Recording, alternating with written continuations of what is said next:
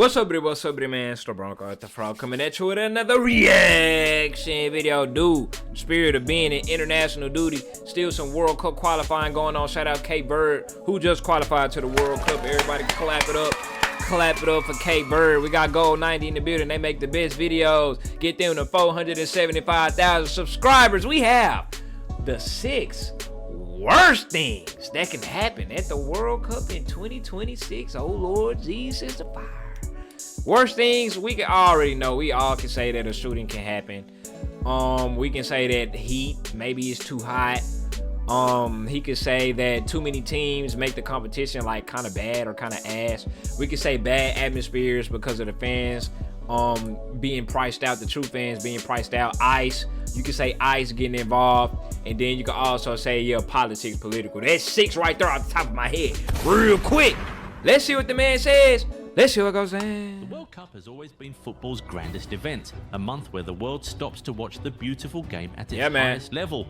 But as we approach the 2026 tournament, all the wrong reasons. It's shaping up to face challenges that could fundamentally alter what we've come to expect from the sport's premier event. Let's explore the 6 worst scenarios that could unfold. The extreme heat that scorched extreme heat. What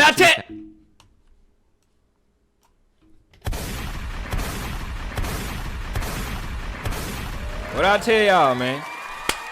I know United States of America, and I know the problems that is go present.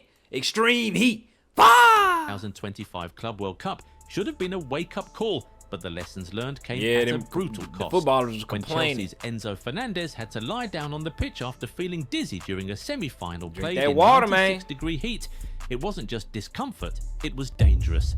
Paris Saint-Germain manager Luis Enrique complained about his team competing in near 40-degree temperatures during their opener against Atletico Madrid, a match scheduled at noon local time. Yeah, noon is nuts. From Queen's University. And the reason that they were scheduling them at noon and all of that, because obviously like a big part of the viewers and eyes was overseas, so you had to schedule the meetings at a applicable time for people overseas to watch it, you know, versus so we had to schedule it at the peak of heat and all of that. You know, price to pay. Research. Let's get Afro out of here. From Queen's University Belfast has revealed that nearly 90% of the North American stadiums hosting the World Cup could experience dangerous heat levels, particularly between noon and 5 p.m., presenting serious health risks to players and match officials. The body produces heat during exercise and needs to release That's that why them cooling breaks is needed, but man. When ambient temperature and humidity reach certain thresholds, sweating becomes ineffective. What starts as fatigue and cramping can quickly escalate to nausea and exertional heat stroke. While 5 of the 16 stadiums have roofs or sliding roof systems that can provide shade, it's simply impractical to schedule all early kickoffs in these venues. The 2020 players will inevitably be exposed to conditions that no elite athlete should face. 2-hour rest because of lightning. A scheduling nightmare that could alienate millions of fans across the Eastern Hemisphere. See, scheduling, I don't feel like that's a worse thing. Like, no matter where it's at, scheduling is gonna be a problem. If you had it in Brazil, the scheduling I'm sure was bad for everybody on the Eastern Hemisphere. If you have it in Qatar like last year, or like in 2022, the scheduling was bad for everybody on the Western Hemisphere. Somebody's gonna get fucked by scheduling one way or another. And across the Eastern Hemisphere, such as Europe, Africa, and Asia. FIFA is now seriously considering pushing major matches involving European nations to after midnight UK time in an effort to avoid the scorching afternoon temperatures. Victor Montagliani, president of CONCACAF, he said when World Cup gonna be in England, bro, England is damn near like a third world country at this point, bro, in 2025. Who putting up to England for the World Cup? Who want to do that? Kickoff times are always an issue in the region because summers are brutally hot. While a 5 p.m. British kickoff might suit European broadcasters, it translates to a noon kickoff on the US East Coast, precisely when temperatures soar to dangerous levels. The knock-on effect is devastating for the global fan base. Supporters in the Eastern Hemisphere could be watching their national teams play at 2 a.m., turning what should be a communal celebratory experience into a lonely, exhausting ordeal.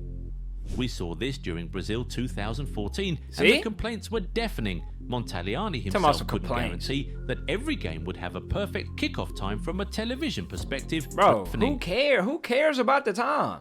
Like I said, you can't please everybody.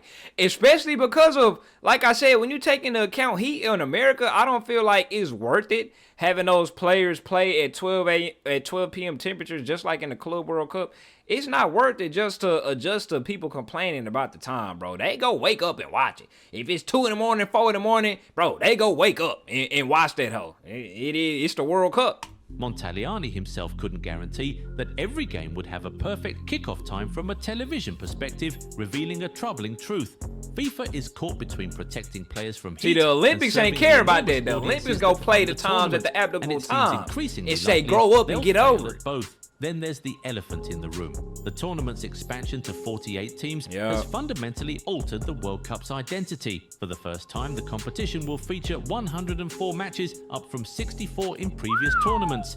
Teams that reach the final will have to navigate 8 matches instead of 7, adding another layer of strain to an already grueling schedule. The format change has been met with widespread skepticism from football fans who argue that quality will inevitably suffer I kind of when agree the with field that. is diluted with nations that only qualified because of the expanded slots. Hey, shout out Cape Verde. I don't know if it was Cape Verde who qualified from expanded slots, but you know, you got countries like Jordan in there now, and Cape Verde and Uzbekistan, and you know, we go see what happens. Concern isn't about snobbery, it's about preserving what makes the World Cup special when teams with no realistic chance. It's a double-edged sword. It opens room. It's not double-edged for them because it's more money for FIFA, but it opens room for more upsets. You know, upsets could happen and it would make it that much more entertaining. But 9 times out of 10, that just gonna be group stage exits, lit 6-0 wins, lit 7-0, all of that, you know? Meaningless group matches, the magic dissipates.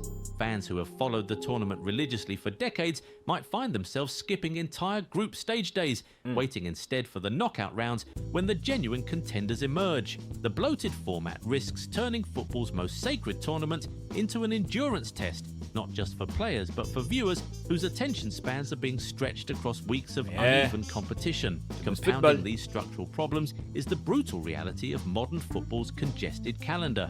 Players are being run into the ground at unprecedented rates. Manchester City's Phil Foden. All right, let's get Mike out of here for the rest of the day. Openly admitted to feeling burnout and suffering from injuries. That's what Thierry throughout the Henry said. 2024 to 2025 He was like, "There's too many games." after That man said he consecutive shut out the Club World Cup. He shut off the Club World Cup final like after half. No, he was there. He said he just left after halftime.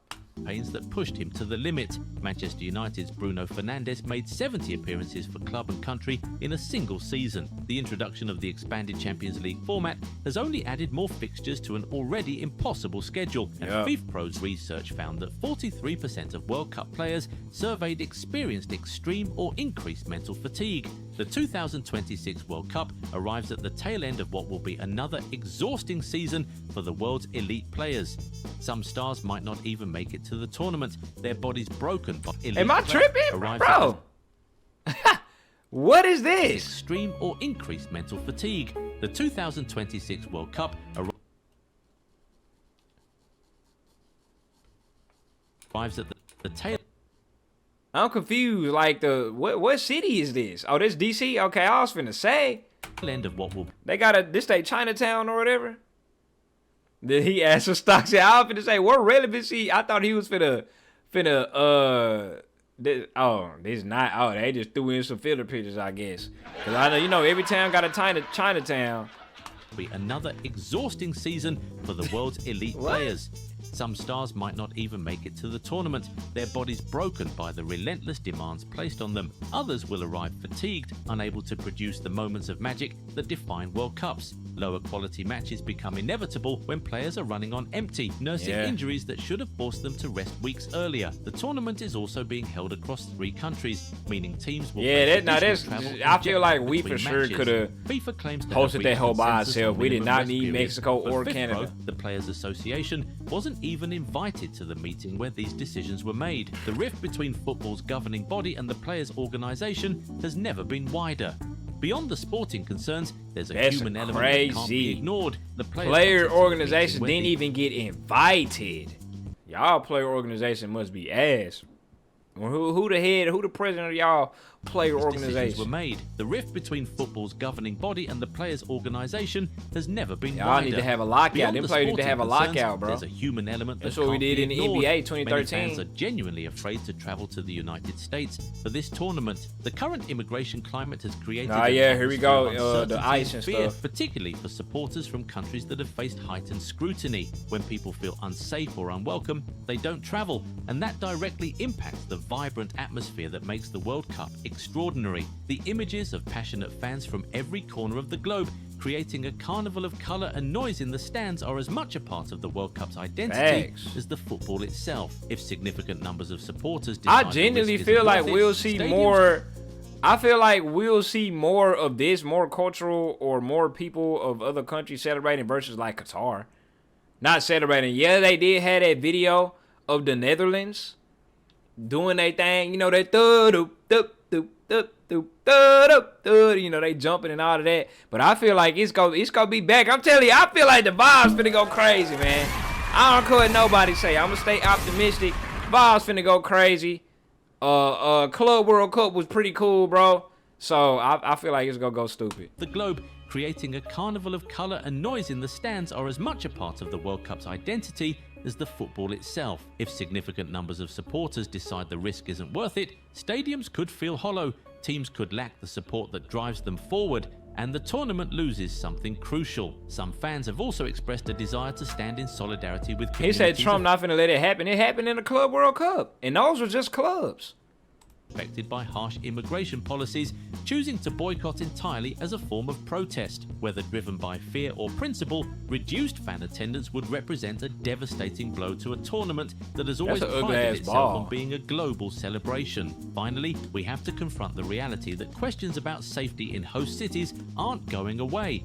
The United States is facing significant challenges when it comes to creating secure environments. Oh, they just talking for about crime large-scale in public general. events, and the World Cup will That's attract legit. enormous crowds to multiple cities over an extended period. Concerns about public order incidents, unexpected disruptions, and general uncertainty surrounding safety in certain areas have been raised by fans, players, and officials alike. These are legitimate worries that deserve serious Well, consideration.